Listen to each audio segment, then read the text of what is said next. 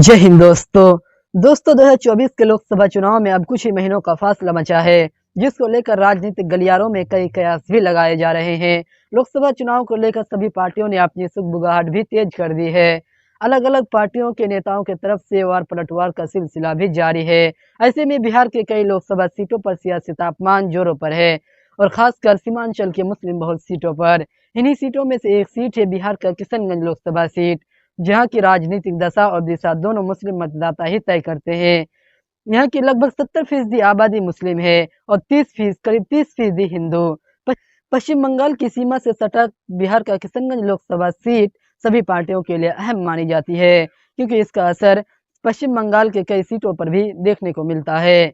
यह बिहार का पहला और देश का दूसरा ऐसा संसदीय सीट है जहां पर मुस्लिम आबादी बहुसंख्यक और हिंदू अल्पसंख्यक है। आजादी के बाद जितने भी आम चुनाव हुए, लगभग सभी चुनावों में सरकार किसी की भी बने, लेकिन इस सीट पर जीत सिर्फ और सिर्फ मुस्लिम उम्मीदवार को ही मिलती रही है। इस सीट के संसदीय इतिहास में ऐसा सिर्फ एक बार हुआ जब किसी गैर मुस्लिम उम्मीदवार को जीत मिली, और वो वर्ष था 1967 का, जब देश में हो रहे आम चुनाव में पहली बार पीएसपी के उम्मीदवार लखनलाल कपूर जीतकर संसद पहुंचे। 1967 के बाद हुए सभी आम चुनावों में यहाँ से मुस्लिम उम्मीदवार जीतते आ रहे हैं।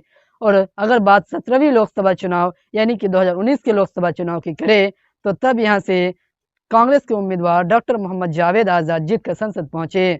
आज़ादी के बाद हुए 16 आम चुनावों में यहाँ से कांग्रेस 8 बार जीत दर्ज कर चुकी है, जबकि 1999 के आम चुनाव में यहाँ से पहली बार भाजपा के उम्मीदवार सैयद शाहनवाज हुसैन जीतकर संसद पहुंचे। ऐसा पहली बार हुआ जब किशनगंज में भाजपा कमल खिलाने में कामयाब रही।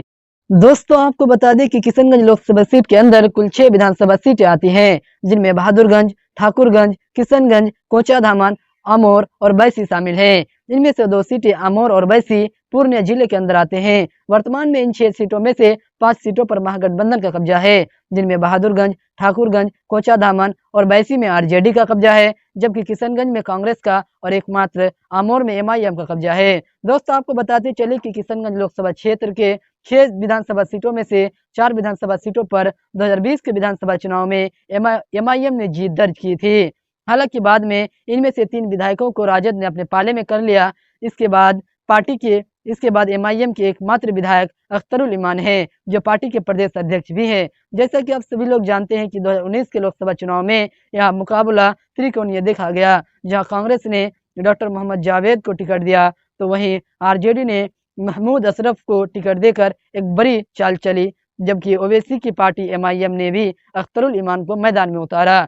तब यहाँ से कांग्रेस के उम्मीदवार डॉक्टर मोहम्मद जावेद आजाद को जीत मिली, जबकि दूसरे नंबर पर जेडीयू के उम्मीदवार महमूद अशरफ रहे, तो वहीं 2,95,000 वोटों के साथ एमआईएम के अख्तरुल इमान तीसरे नंबर पर रहे। किशनगंज लोकसभा सीट हमेशा से कांग्रेस का गर्व रहा है। ऐसे में कांग्रेस को उसके घर में मात देना एमआईएम के अख्तरुल इमान के सामने एक बड़ी चुनौती है।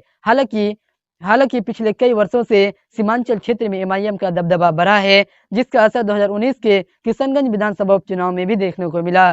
तब पार्टी ने बिहार में पहली बार सफलता हासिल की और कमरुल हुदा विधानसभा उपचुनाव जीतकर विधानसभा पहुंचे। फिर बाद में 2020 के विधानसभा चुनाव में भी पार्टी ने सीमांचल के 5 मुस्लिम बहुल सीटों पर शानदार जीत दर्ज की।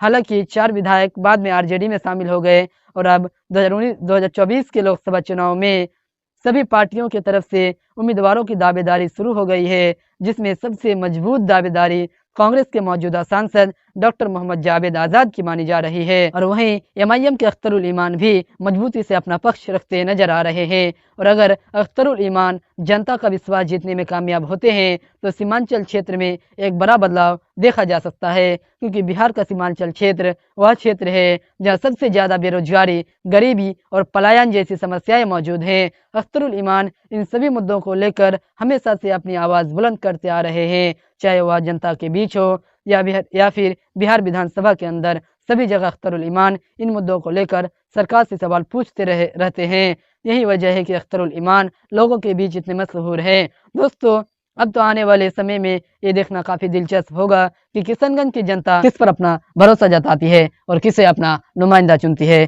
बाकी दोस्तों, इस पर आपकी क्या राय है, कमेंट सेक्शन में जरूर बताएं, और ऐसे ही इंटरेस्टिंग वीडियोस के लिए हमारे चैनल को सब्सक्राइब करने के साथ ऑल के बटन को जरूर दबाएं ताकि हमारे नए वीडियो का नोटिफिकेशन सबसे पहले आप तक पहुंचे।